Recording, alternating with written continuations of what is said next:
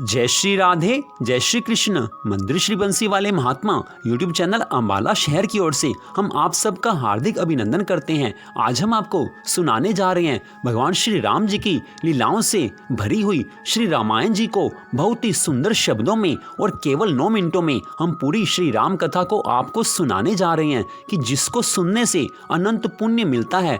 विशेष रूप से दिवाली के दिन, श्री राम नवमी के दिन और अन्य त्योहारों पर अगर इस कथा को सुना जाए तो भगवान श्री सिया राम जी की अनंत कृपा मिलती है। तो अब हम आपको सुनाने जा रहे हैं श्री राम कथा को बड़े ही सुंदर शब्दों में। यह कथा श्रीमद् भागवत के भाषानुवाद सुख सागर से ली गई है। तो अब आप सुने भगवान श्री राम जी की परम पावन कथा। बोल श्री राधा कृष्ण भगवान की जय, बोल सियावर रामचंद्र महाराज की जय, बोल पवन सुत हनुमान की जय। अब श्री राम कथा। श्री सुखदेव जी कहने लगे कि हे राजन, राजा खटवांग के वंश में दशरथ नामक अत्यंत प्रतापी तथा तेजस्वी राजा हुए। उन्होंने धर्मपूर्वक अयोध्यापुरी में राज्य किया। उनकी 3 रानियां थी, कौशल्या, सुमित्रा तथा कैकेयी। कौशल्या के गर्भ से भगवान श्री विष्णु जी ने भगवान श्री रामचंद्र जी का अवतार लिया तथा कैकेयी से भरत और सुमित्रा से शेषावतार लक्ष्मण तथा शत्रुघ्न का जन्म हुआ।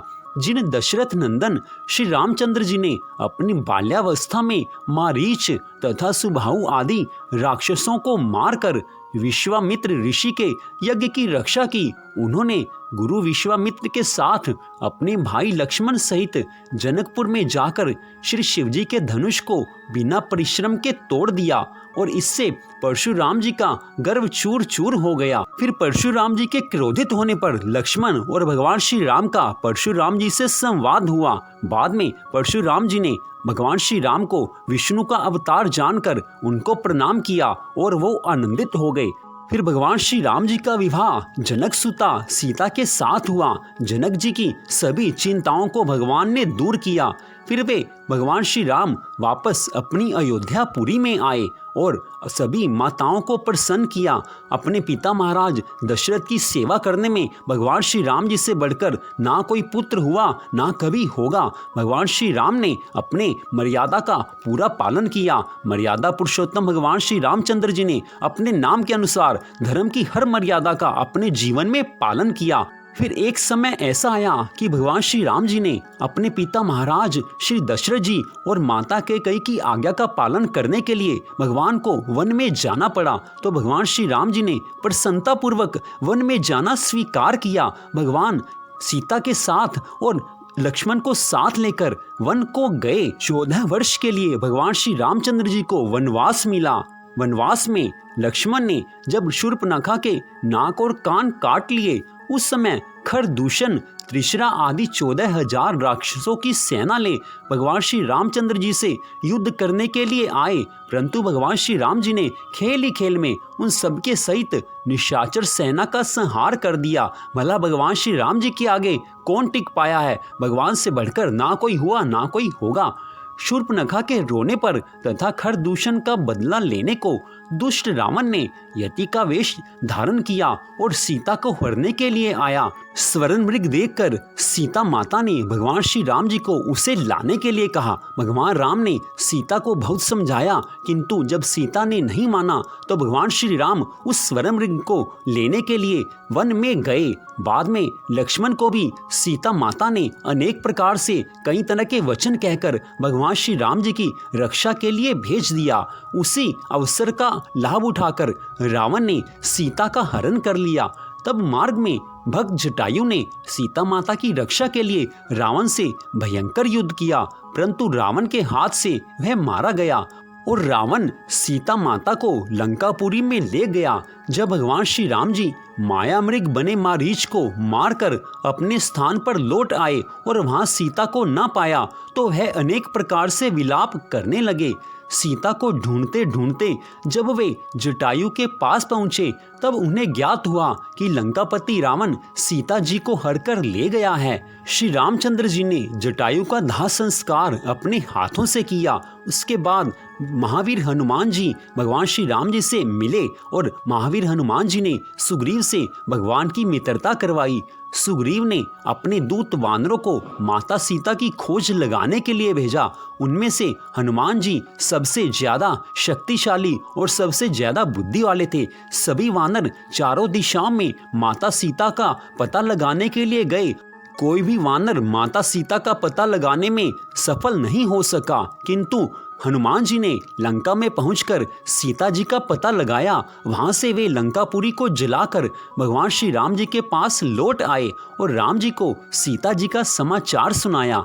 हे राजन, तत्पश्चात भगवान श्री राम जी ने वानरों का बहुत बड़ा दल एकत्रित करके लंका पर चढ़ाई करने की तैयारी कर ली और उस समय शिल्प कला में विशेषज्ञ नल नील से समुद्र पर पुल बनवाने लगे। उस पुल के द्वारा भगवान श्री रामचंद्र जी ने अपनी सेना को लंकापुरी में पहुंचा दिया। उसके बाद भगवान श्री रामचंद्र जी ने अपनी सेना सहित लंका में रावण से संग्राम किया। तब महावीर हनुमान, अंगद, सुग्रीव आदि वीरों की सहायता से भगवान श्री रामचंद्र जी ने राक्षसों को मार दिया। तत्पश्चात जब कुंभकर्ण और मेघनाथ युद्ध में मारे गए, तब भगवान श्री रामचंद्र जी ने अंत में रावण को भी मारकर उसे अपने परम धाम को भेज दिया। रावण को श्राप मिला हुआ था कि उसकी मृत्यु भगवान श्री राम जी के हाथ से ही होनी थी। तदुपरांत भगवान श्री रामचंद्र जी ने विभीषण को लंका का राजा बना दिया। तब विभीषण ने जानकी जी को रतन जटित पालकी में बैठाकर भगवान श्री राम जी के पास लाने की तैयारी की। उस समय वानर भालुओं की इच्छा अपने दर्शन करने की जानकर माता जानकी जी पालकी में ना बैठकर पैदल ही आई और उनको अपने दर्शन देकर कृतार्थ किया। सारी वानर सेना माता सीता का दर्शन करके आनंदित हो गई। तत्पश्चात भगवान श्री राम जी, सीता, लक्ष्मण और हनुमान आदि अपने सेनापतियों के सहित विभीषण के पुष्पक विमान में बैठकर लंका से अवधपुरी को चल दिए।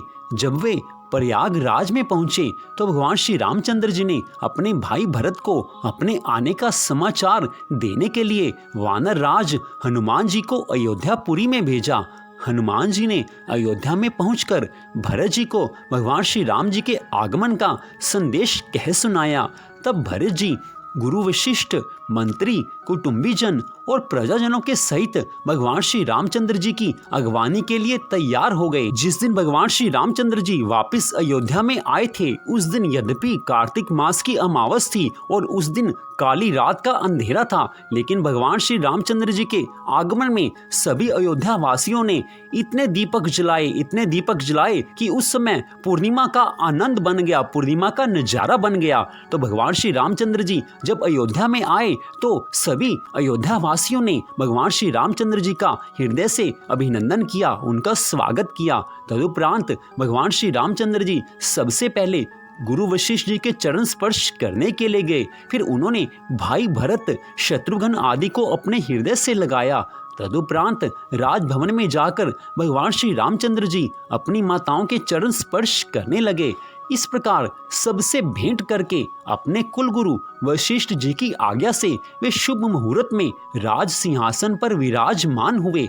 उस समय त्रेता युग था, लेकिन भगवान श्री रामचंद्र जी के न्यायोचित धर्म के कारण सतयुग सा आभास होता था। इसलिए भगवान श्री रामचंद्र जी के राज्य काल को धर्म राज्य अथवा राम राज्य कहा गया है। भगवान श्री रामचंद्र जी के राज्य काल में कोई भी दुखी नहीं था। भगवान श्री रामचंद्र जी को मर्यादा पुरुषोत्तम कहा जाता है और उन्हीं के अनुसार भगवान श्री रामचंद्र जी ने जीवन में धर्म की हर मर्यादा का पालन किया था। तो इस प्रकार मंदिर श्री बंसी वाले महात्मा यूट्यूब चैनल अंबाला शहर की ओर से आपने भगवान श्री रामचंद्र जी की इस कथा को बड़े ही कम शब्दों में 9 मिनट के अंदर सुना। तो आपसे निवेदन है कि इस कथा को, इस वीडियो को आप आगे शेयर करें ताकि और लोग भी भगवान श्री राम जी की इस परम पावन परम मधुर कथा का आनंद ले सकें। तो मंदिर श्री बंसी वाले महात्मा यूट्यूब चैनल अंबाला शहर की ओर से आप सबका हार्दिक धन्यवाद। भगवान श्री राधा कृष्ण जी की, भगवान श्री सिया राम जी की, पवन पुत्र हनुमान जी की कृपा सदा आप सब पर बनी रहे। इसी मंगल कामना के साथ जय श्री राधा कृष्ण भगवान जी की, जय श्री सिया राम भगवान जी की, जय श्री हनुमान जी। जय जय श्री राधे, जय जय श्री राधे, जय जय श्री राधे श्याम।